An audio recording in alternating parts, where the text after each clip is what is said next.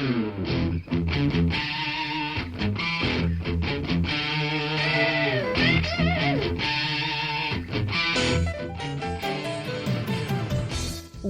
to Thriving Entrepreneur with your host, Steve Kidd, third-generation minister and 30-year business coach. Listen in as amazing, world-changing authors, speakers, and coaches share their struggles and victories. And hear from best-selling authors' insight into how you too can live your life as a thriving entrepreneur. This is Steve. Welcome to Thriving Entrepreneur. Thank you for being with us here today. Thank you for all of the time and effort that you put in to growing yourself. I honor you today for emphasizing how important it is for you to continue to be growing in everything you do. You know, there's an old saying that says green is growing and ripe is rotting. And it really is true. You know, when the fruit on the vine, on the tree, when it gets to the point where it is ripe and ready to eat, it's not very far from there till it's falling off the tree and going back into compost, really. Left in nature without a creature of some sort, because I'm not just going to say humans, because there are animals that eat the fruits off of the trees too. But without an animal to eat those, a tree is set up in such a way to continue to fertilize and give itself nutrition as it grows and as it matures throughout all of its life.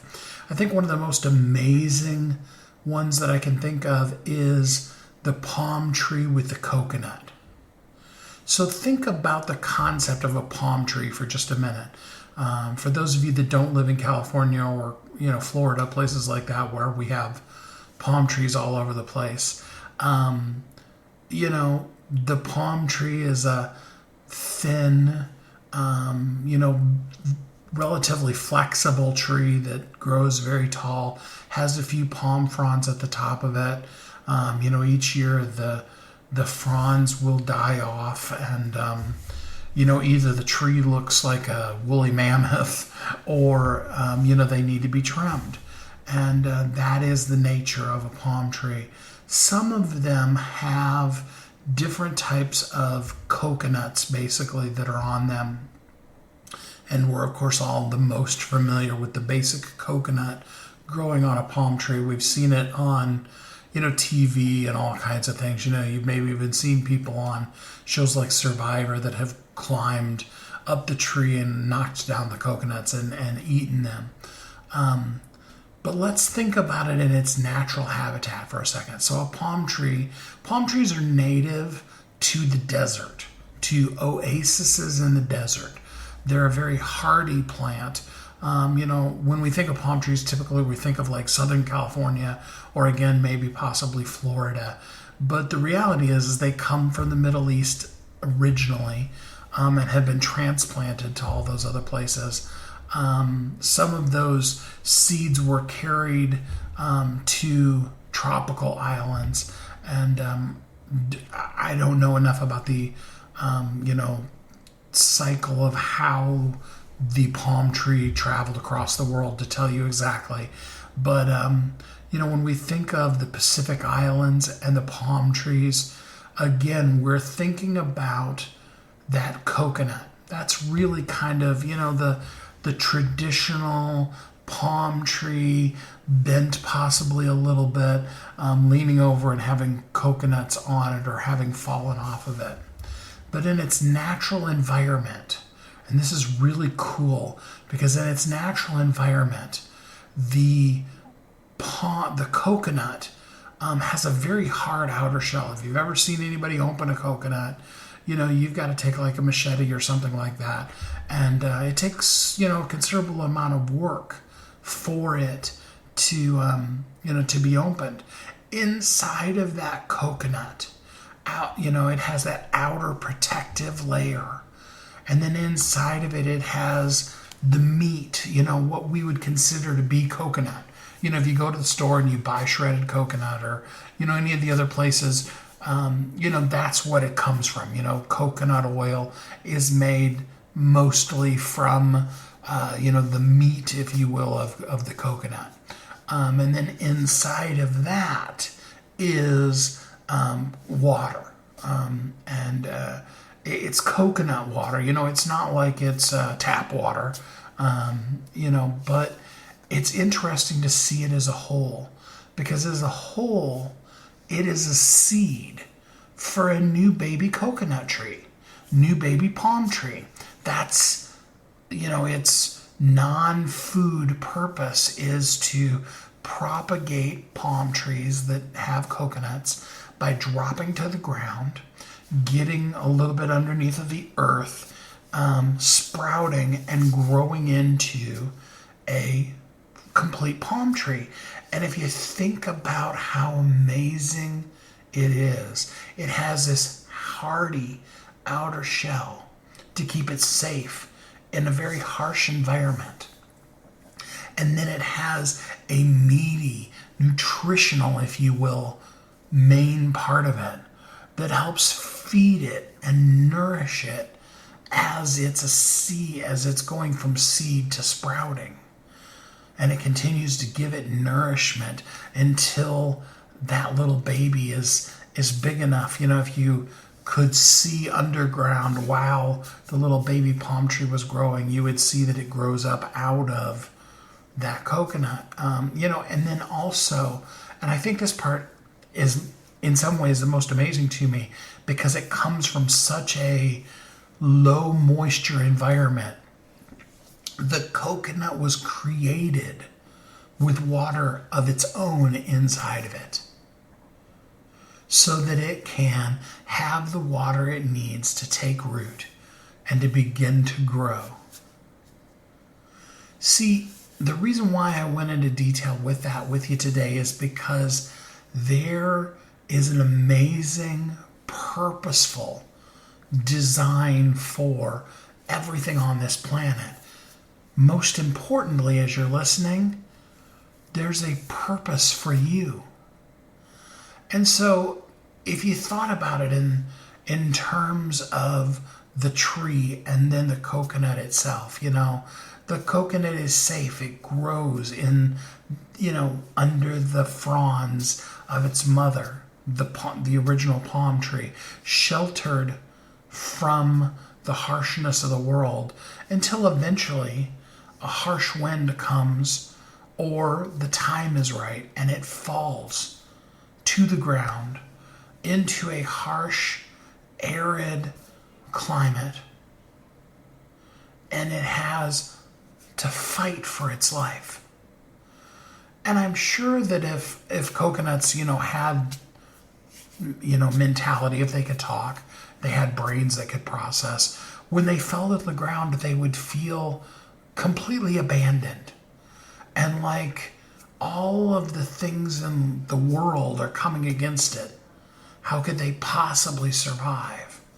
But what the little baby coconut, I guess technically you would say fully matured coconut that has fallen and is now ready to go to seed, to sprout, to explode into its new purpose in the world. Just before that happens, it has to understand and give into, if you will, the whole concept of the fact that within it is everything it needs to go from its mother, from its parents, from its roots, to having a purpose and a life of its own. And I've taken some specific time today to really go into detail with that, because I want you to look at the seed that you are. And each of us is on a different point in our journey, but I know sometimes at different stages in our life, we look around and we feel like we've been completely abandoned by everything we know, and that we can't possibly survive in this harsh, arid environment we've been dropped into. But I'm here to encourage you today, to let you know that within you is everything you need to not only survive, but to take root, to thrive, and to grow into a giant, beautiful palm tree of your own. That's amazing when you think about it. Then you can really begin to embrace all of the pieces of your life and begin to learn from them. There's a phrase that I heard many years ago, and I've used it before, that a leader is a reader. And what that really at its core means is that a leader is somebody who is constantly wanting to grow. Again, green is growing, ripe is rotting. We want to be those growing kind of people. And one of the biggest ways that we do that is by simply taking a look at what has happened, what is happening, and potentially what may be going to happen in our lives, and set ourselves on a course to grow from them, to learn from them. Every incident, good and bad, that happens in our life happens with the seed in of it of being able to teach us a lesson, to have something to learn from. That doesn't mean that all incidences are good. When a coconut is safe up underneath of the palm fronds, the last thing it wants to do is drop down onto the 120 plus degree hot burning sand. Some coconuts don't live through that. But you've lived through that thing that you've gone through. And now you're in an amazing, powerful place where you can take all the things, even those harsh, difficult times, and you can let them serve you. You can learn from them. You can begin to take root and grow right where you are. Not because, and I know what it's like, I've been there at times in my life where it's like, if only I could go back to, and then, insert the incidents, because we all have several of them in our life. If only I could go back to that point and turn left where I turned right, make a different decision. You'll find two things from that are really true, and that's that number one, some of the best things in your life right now probably wouldn't exist if you would have made that turn instead of the one that you went through. And I know that when you turned the other way that you regret that you went through some things.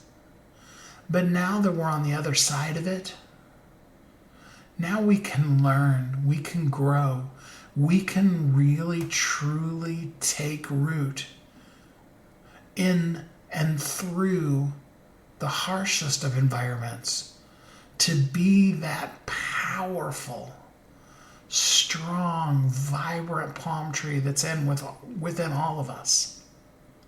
You have the ability in you to turn around and look at life's harshest circumstance. And yes, we have to go through the pain of it and all the stages of grief. But there's also an other side to that, where you then are able to look at it, to realize that that event is what it is. But now you begin to create lessons for yourself that you've learned from what you've come through. I'm not saying it's easy. It's real easy for me to sit here while I'm recording this and say it.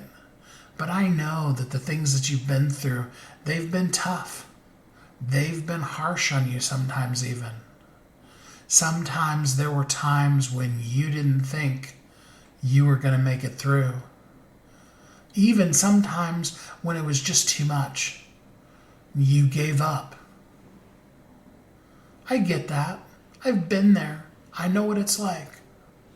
And it's so easy to be in that give up stage and lay there and just want it all to be over. To just dream of how wonderful nothingness could be. But you're a survivor. In spite of how deep that wound was, how tough that come from may have been, you got up and you moved on. And so now we're at a place where with the things that we've come through so far, we have the ability to learn what we learned and have them become lessons in our life. We know better, so we do better, as Oprah would say. And that makes us powerful right here, right now, today, where we are. We haven't arrived. We don't want to get to that ripe stage. We want to continue growing. But as we look back across all of the good and bad things in our life, there are lessons that come out of it. When we are good, powerful, thriving entrepreneurs, we take every incident, good and bad, and we ask ourselves, what did I learn from that? And we first work on ourselves. You know, the first level of management, manage yourself. And we take those lessons and we begin to, do them in our lives. And then secondarily, we begin to take note of all of those lessons that we've learned. And we start documenting them. We start sharing them. That's where that harshest of circumstance becomes so powerful.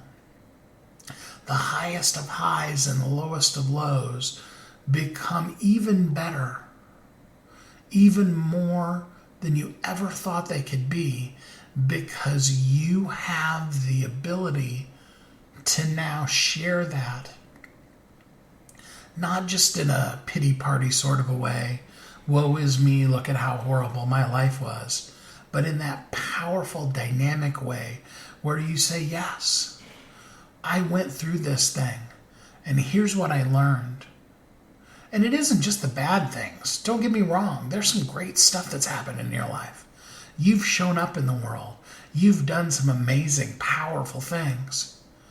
And now let's share those with the world.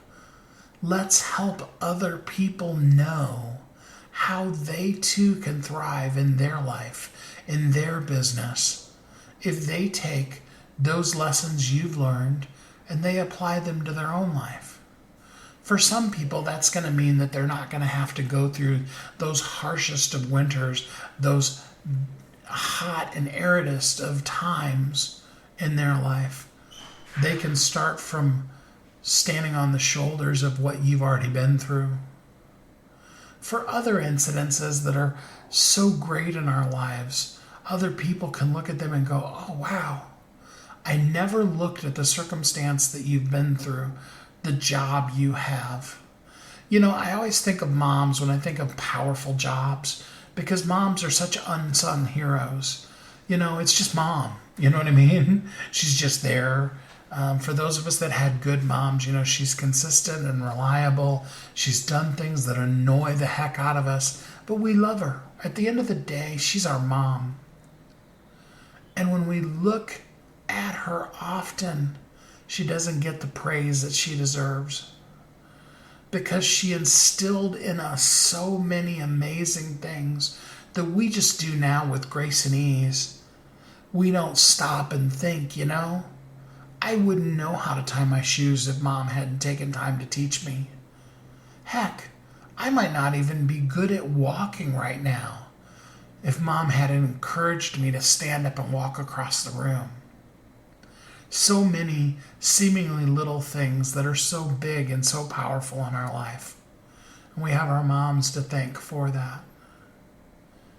And in our own lives, there are things that we do that are just that powerful, just that amazing. And nobody's even known that that powerful lesson could come through that thing. Now's the time. Now's the time to look at everything good and bad in your life and see, what is the lesson?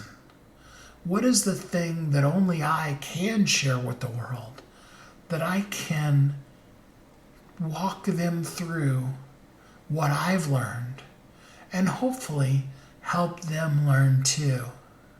See, when we all do that, when we take what we've learned so far and we move ahead in life and share with those of us that are 5, 10, 20 steps behind us, we thrive and we help others live their lives as thriving entrepreneurs.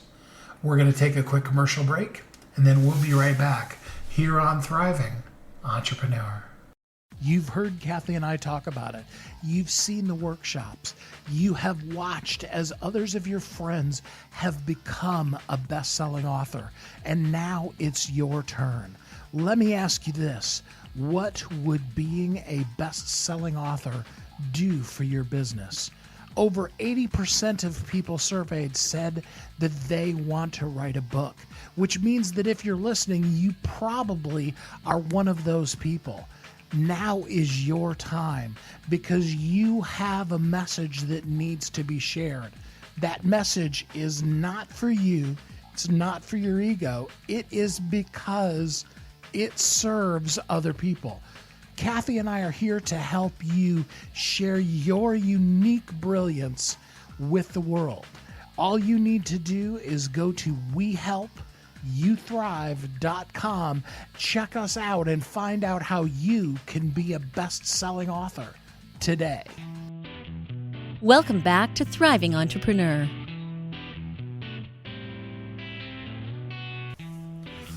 This is Steve. Welcome back to Thriving Entrepreneur. Thanks for being here with us today as we take a look at our lives and we powerfully begin to not only learn the lessons that our life has always been there to teach us, but more importantly, we begin to share those lessons with the world. I remember, at the end of The Wizard of Oz, those of you that are my age, you know what it's like. We used to grow up once a year, Wizard of Oz was on, right? And you either watched it live or you didn't get to see it because you couldn't record it. And so, like many of us, I've seen it, many times over. And at the end of it, the Scarecrow looks at Dorothy and says, "What did you learn?" Now, my favorite line really actually from Wizard of Oz doesn't come from Wizard of Oz. It's actually from the movie Volunteers, that's an amazing movie. It's one of my favorites. And towards the end of that, they look at the main character that's played by Tom Hanks, and he says to him, "What did you learn, Dorothy?" And it's all about going back through the things we've been through, and realizing that there was a lesson in there and really truly learning from that lesson. That's amazing and powerful when we can do that. So if you can really dedicate yourself to being a learner, you can have such a powerful, powerful message to share with the world. And then to go from there to be able to help others with that powerful message for them to learn and grow and to take those lessons that you've learned and be able to grow themselves in them. Doesn't that sound awesome? Well, to help us out with that today, we have an amazing best-selling author who is sharing with us from her book and the lessons that she's learned to this point in her life. It was really a lot of fun for me to do this interview, and I'm looking forward to presenting her to you right now here on Thriving Entrepreneur. There are so many people that we have in life that we can learn from, and sometimes we tend to prejudge based on what a person has done or does in their life when we don't realize that they could have some really deep insight into some things that we absolutely need help with, as well as, there's some pretty awesome people. Today, I'm joined by an amazing international best-selling author who wrote what I have to tell you has got to be one of the boldest, best books that I've read. The book is called Strip, A Stripper's 20 Life Winning Lessons. It's written by Essence Revealed, and it is an amazing book. Essence, thanks for joining us here on the call today. Hi, thank you so much for having me. So I know you've had all kinds of fun reviews from people on the book, but give us just a little idea about your background and what led you to read the book. Sure. I am, first generation born in this country. My family's from the Caribbean. I grew up in Boston and came to school in New York to study acting at NYU, to School of the Arts. Now, they definitely teach you how to become a great performer, but they don't teach you anything about the business. And so I found myself out in the world. I'd had an agent since I was 15. So I'd been auditioning for TV and stuff, graduated from school. And then it was like, oh, wait, I don't know how to run the office of a performer. I don't know how to run the business. So, you don't just go down to the employment office and fill out a application. And I found myself at this crossroads saying, okay, I can either go do what I was doing, which was working at the banks as an executive assistant, so that I know I have a check and I can pay my bills. New York is an expensive place. Or I can figure out a way that would still allow me to audition when auditions happen 9 to 5. And that is how I decided to become a bartender. And somehow I ended up being a dancer instead of the bartender of the club I walked in to be a bartender at. So the book, it's very open about the things you've gone through, as well as really gives some deep insights into some things that you've learned throughout the course of the time that you were doing that. hmm Um, you know, what, so let's start off with some reactions. What were both the positive and negative reactions you've gotten from the book when it came out? I would say the negative reactions or more confused reactions were like, oh, so you're going to be teaching dancing, right? You're going to teach us how to strip, yeah? And I'm like, people are very confused about the fact that I wrote a book about my experience stripping, but it's really more a book about your inner game. It's a book about sales. It's a book about building and maintaining relationships. So yeah, it really is kind of how to navigate life, which I had to learn in order to navigate the club floor and if I wanted to make any money. Absolutely. There's some really powerful insights that you bring in to the book. Um, Unfair question. Today, what is your favorite of the 20 lessons that you bring out? Ooh, my favorite one. Can I do two? My Yes, I favorite will let one. you do two.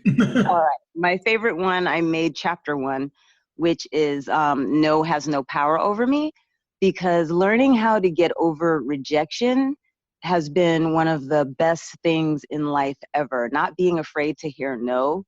In fact, looking forward to the no, because I know that I'm going to get X amount of no's before I get to really great, juicy, wonderful yeses. So that's one of my favorites. The other one would be Dare to Suck.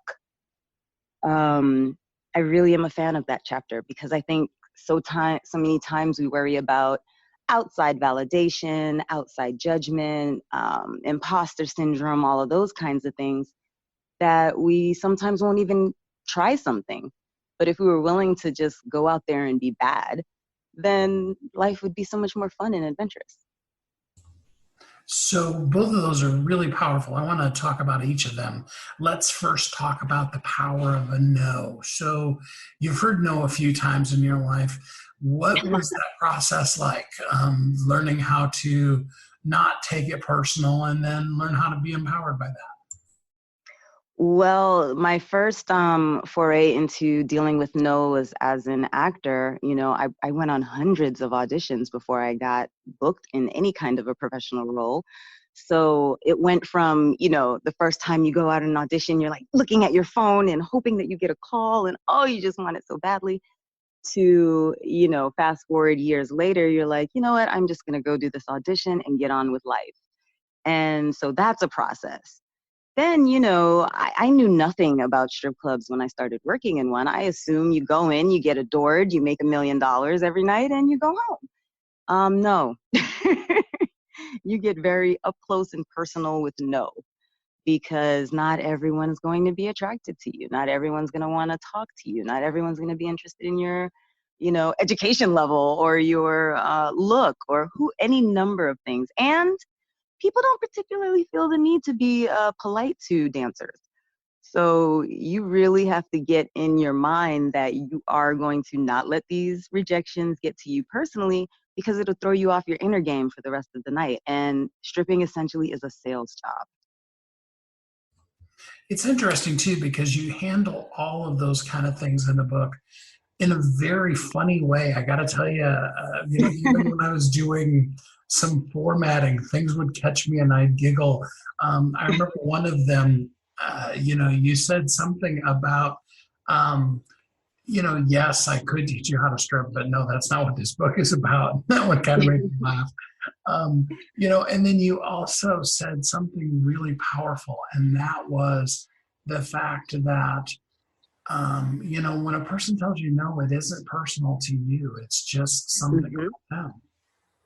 Yeah. Yeah. When you realize that the no, we're all looking at and digesting life according to our own experiences, family experiences, work experiences, personal romantic experiences. Everything that we look at is through the lens of what we've gone through. So the idea that someone is looking at us and it means something about our experience is a little skewed, so yeah, it is not about you. It is so Absolutely. not about you most of the time. Another really funny one, and I guess if people haven't heard this joke before, then they wouldn't get it. But another funny one was, as you said, no, I was not stripping my way through college. Yes. Everyone is the proverbial dancer dancing their way through nursing school. That's a really popular one. But no, it never crossed my mind when I was in school it never crossed my mind to be a stripper ever, until I walked in to be a bartender. I was afraid that I would be judged. I was afraid if I was found out, I wouldn't be able to work. I was just afraid of all the bad stigma that comes with that. So it never crossed my And ultimately, that brings up a really good point, and that's that, often what we think people are going to think limits us from mind. being able to do things. Mm-hmm. Mm-hmm.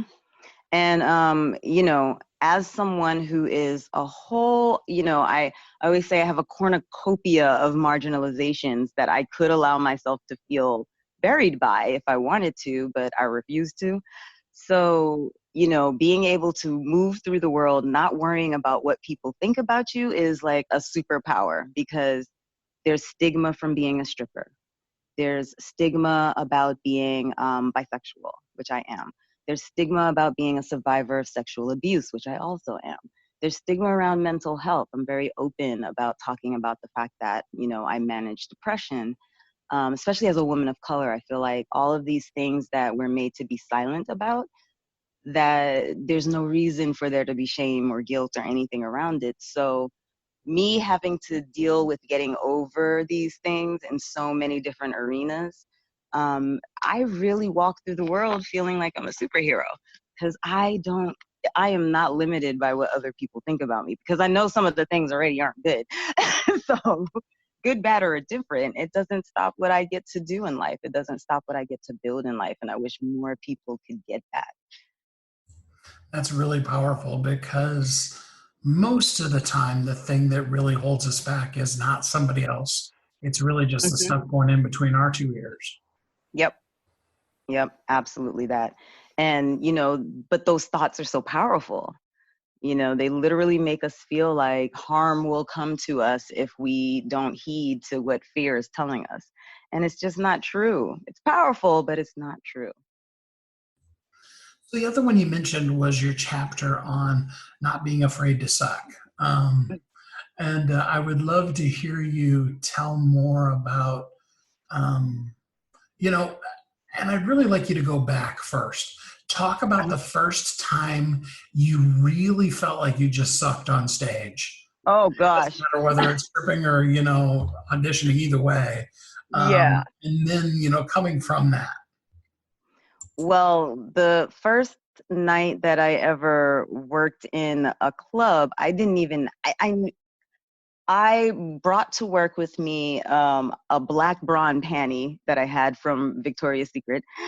And I think I bought some boots for $50 and a little wig because I didn't want to look like myself. And when I walked into that dressing room, these women had suitcases full of costumes, all carefully tucked away into like Ziploc bags to protect them from the smoke and the perfume and all these things. And, hair and glitter, all these things. And I was like, wow, I know nothing. So I don't know how to do any pole tricks to this day. So I'm working in clubs watching women do these like amazing feats, and I couldn't do any of those things. And let's talk about why I'm really there, because who cares how I look on stage? I'm there to sell dances so I can make money. I was horrible. I was uncomfortable talking about money. I wasn't raised to talk about money. I certainly wasn't raised to ask for money. And as a person who is very much still at that point into people pleasing, I don't want to piss anyone off by asking them for money, you know? So I had to get through all of those things to get to a place where I can walk up to someone and expect that they would want me to spend some time talking to them. I can walk into an audition and say, you know what? I'm going to do the job as best I can and then just forget about it. And I actually can, which is a miracle, because watching the phone every 10 minutes to not remembering when you book something when your agent calls is a long journey, but worth it. So we've talked a lot about, the different experiences you've had, but really, what do you do when somebody really rejects you? Not just like no, but they are kind of mean about it. Because I know you've had those experiences. Mm-hmm. How do you deal with that? Oh, the good thing and bad thing about working in that kind of environment is that people feel free to say and do and be all the things they would never be in the real world. So sometimes that makes for awesome conversations. And other times it just makes for people allowing themselves to be jerks. It's like, come on, guy, I was mid-20s. These are men who could be my parents' friends. Like, I have nothing in common with these people. You're going to insult me. But I think that some guys just would get off on that. And I realized that if I allowed that to put me in a bad mood, then that would mess up my whole night. Also, I could say whatever I wanted to those guys. Like one time, I sat down to talk to a guy and he's like, oh, your hands are way too hard. Like, I want to know that you live a pampered life. And I could have let that, like, oh, geez, I'm not feminine. I have manly hands, and let that insult me. Instead, I just said to him, you know what? And everyone that sits down to talk to you this evening doesn't really want to, but you enjoy your night. And I kept going and went off to the next person. So I could be snarky back if I wanted to. My Well, it boss wouldn't brings up fire a, yeah. Well, it brings up a really good point.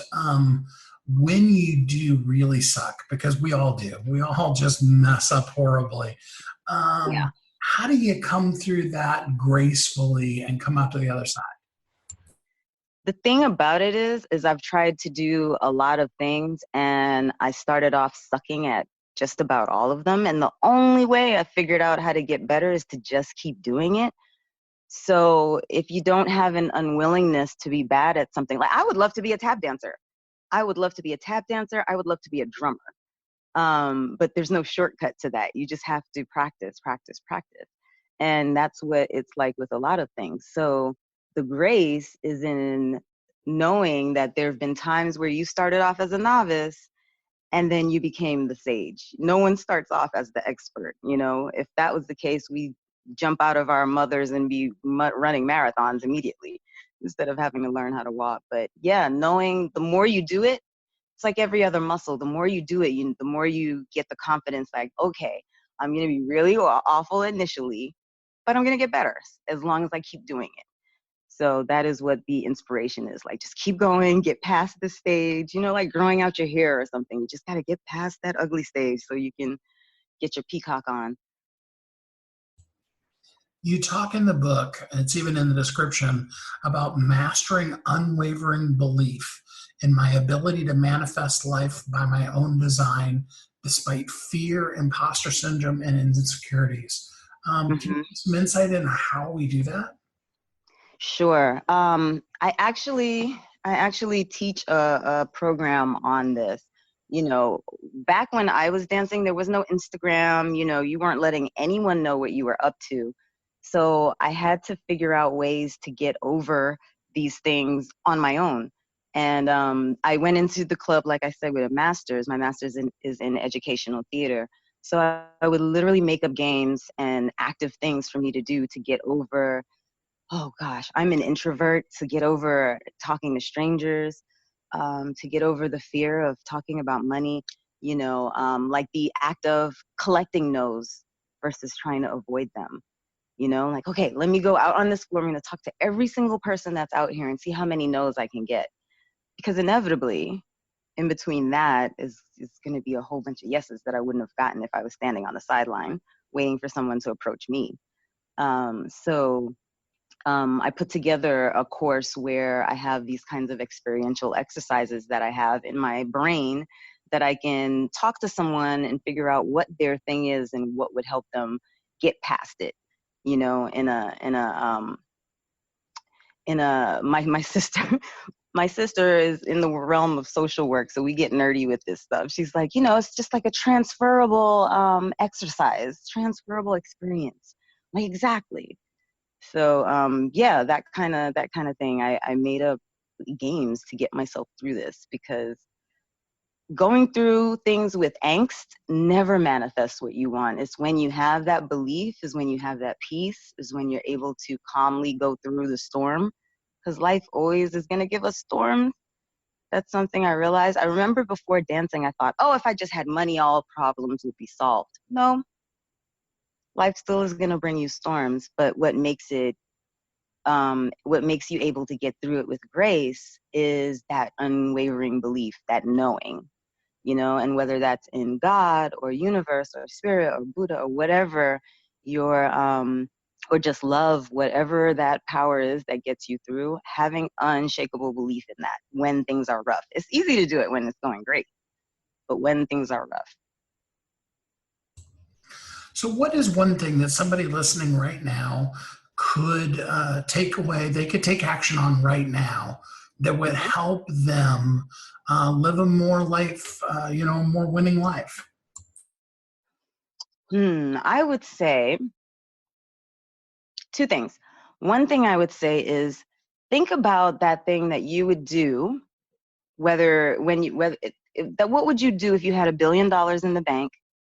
Create space for that in your life. It doesn't have to be something that you make money at. It doesn't have to be a whole business, but just creating the space to do something that you really, really enjoy in your life spills over into other aspects of your life in a most positive way. So that would be number one.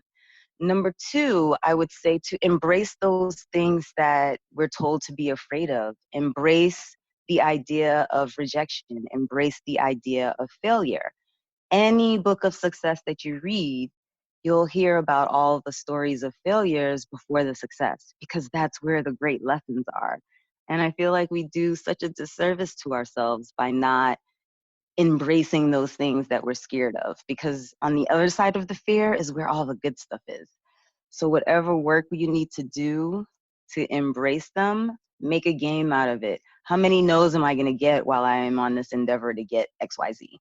Who can I call that would be a risky ask for me? What can I call and offer to them in exchange for a way in which they could help me? What would that risky phone call or email be to someone? Things like that. The book is called Strip, A Stripper's 20 Life Winning Lessons. It's written by Essence Revealed, international best-selling author, and it is available both in print and in digital on Amazon. I really encourage you to get it today.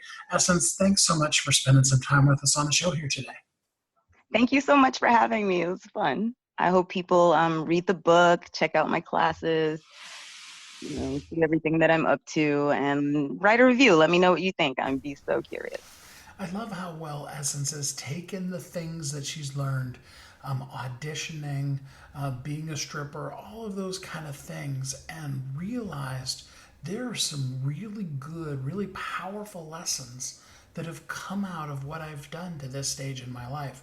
And not only have I grown, have I become a better, stronger person because of the things that I've been through, but additionally, I have some things that I need to share with the world in general now, because the life lessons that I've learned while I've been on stage, while I've been auditioning, when I've been performing for people, there are some lessons in there that I know other people can apply to their life in general, and they can show up more powerfully because of what they've done. Essence, I really appreciate you sharing what you've learned and your book, and I encourage people, do get Essence book from Amazon today. I really appreciate it when people share themselves and what they've learned in life. We do need to take another quick break, and then we'll be right back here on Thriving Entrepreneur. You've heard Kathy and I talk about it. You've seen the workshops. You have watched as others of your friends have become a best-selling author, and now it's your turn. Let me ask you this. What would being a best-selling author do for your business? Over 80% of people surveyed said that they want to write a book, which means that if you're listening, you probably are one of those people. Now is your time, because you have a message that needs to be shared. That message is not for you. It's not for your ego. It is because it serves other people. Kathy and I are here to help you share your unique brilliance with the world.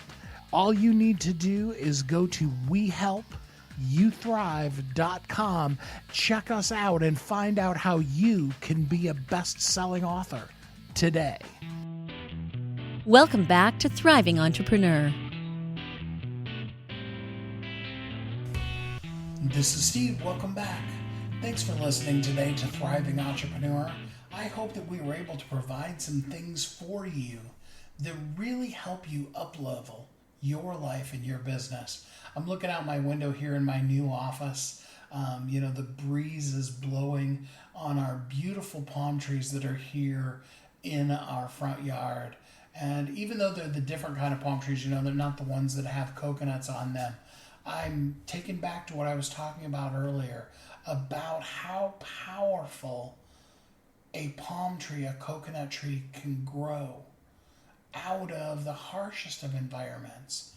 And I also think about how, iconic a palm tree is. You see, you're talking about a plant, and I know I've gone on and on about palm trees today, and maybe it is because I'm out here looking at them, but you're talking about a plant who is native to one of the harshest environments in the world, and yet it has become an iconic symbol for some of the best lifestyle. Many people want to live in LA. They want that LA experience. They want to, be a star. They want those kind of things in their life. That's part of what their dreams, what their goals are for. And so when they see a palm tree, it gives us a certain feeling. And I think all of us have that feeling. Other people, when they see palm trees, they think of the harshest of storms. Any of you that have ever seen not tornadoes, but rather hurricanes, and you've seen the palm trees bending. And I think that's another one of the reasons why we respect and admire palm trees so much, is because they can take some of the harshest things, the hardest of winds, the hottest of climates, and they can thrive. They grow tall and strong, but yet bendable. And that's a real key, is our ability to be able to take all that life can dish out and be able to bend and still grow up strong and straight and tall and be a symbol to the world for the best of what life can be. That's what everything that you've been through in life is there for. I know some of it was amazing and some of it was difficult. I get it. I understand. But I also know that you've come through. You're on the other side. And you've learned some things. Maybe you've never actively actually taken the time to look at what you've learned. If you haven't, I encourage you, spend some time today. Sit down with your journal. If you haven't ever journaled before, I encourage you to start it. It's such an amazingly powerful tool. If you're not a writer, you can journal in audio. Turn on a basic recorder on your phone or on your computer and just talk. Just talk randomly. What's on your mind? That's okay. Maybe it's a bad day. Vent. Nothing more powerful than having all of those deep emotions, good and bad, and really putting them out there. Because once we've spoken them out, the power to them diminishes. It really does. There is that element of the fact that if I don't ever say it, then it isn't real. But often the opposite of that is really true. And that's when we do finally vocalize it, we realize just how unimportant it really is. We see that thing that seems so huge welling up within us isn't such a big deal. We move forward in life. That's where the journaling is so powerful. And then what we can do is we go back through, we see those harshest of moments, we see those highest of highs, and we can say to ourselves, and what did I learn from that? What lesson do I live casually but yet powerfully in life today that I learned from that amazing, incredible moment? From that horribly deep pit that I went through. There's lessons in each of those. Those lessons are powerful. And as you begin to look back, those times as a teen, we all went through it. Where you did something, you scored the winning touchdown, or you were the lead in a play, or whatever that might have been. And you remember how great it felt when the audience was cheering for you. Maybe at work, maybe your boss said, "Hey, you did a really great job." Maybe he's one of those bosses that doesn't usually say that, and that was so huge for you. Maybe for the first time ever, your parents said to you how proud they were of you. Maybe you had a friend who said, I know you don't see it in yourself, but you're so incredible. All of those highest of highs, all of those lowest of lows, each of them is there now. They are a lesson that you either have learned or that you can learn so that you will show up powerfully in the world, be amazingly the incredible person that you are. Learn from the lessons that life has brought to you. But then don't hide it. Share it with the world. You've heard the ad that I do throughout the course of all the shows. And now is your time to be a best-selling author. More importantly than that, now is your time to share the lessons you've learned with the world. Because what I can guarantee you is that there is somebody who is waiting on you. They're making the same mistake today that they made yesterday, last week, for the last decade. because they don't have the information that comes from the lesson that you learned in life. And so they're stuck in this repeating pattern of that mistake. You've been there. You did it. You've made that same mistake in your life. You've had that high that was from such a great accomplishment. And you have looked at it and learned the deeper meaning behind that. It wasn't just back in the day. Have you ever met those kind of people? Somebody who literally did peak in high school. That was their glory days, and they've done nothing really to show for it in their life since. That's so sad.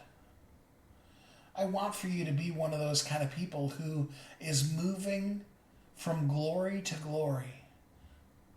Not that bad isn't going to happen, but that it doesn't matter, because beyond that bad thing is another good thing. And with each thing in life, there is a lesson that you will learn, because you're a learner. You're a student. You show up powerfully in the world. And you have a message to share that only you can share. Now's your time to bring that message out into the world, to share it with the person who's sitting in front of their keyboard right now on Google, asking, what do I do about this thing? I don't have the answer for it, but I need it. I need it so desperately. They may have looked every day this last week and not found the answer. And they need that for their life, for them to be the best version of themselves. And you've got it.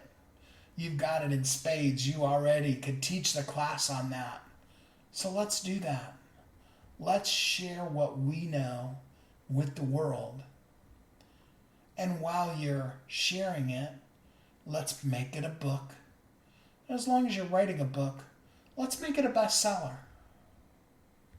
I love it when somebody learns from life, grows, and then powerfully steps up and shares that message with the world.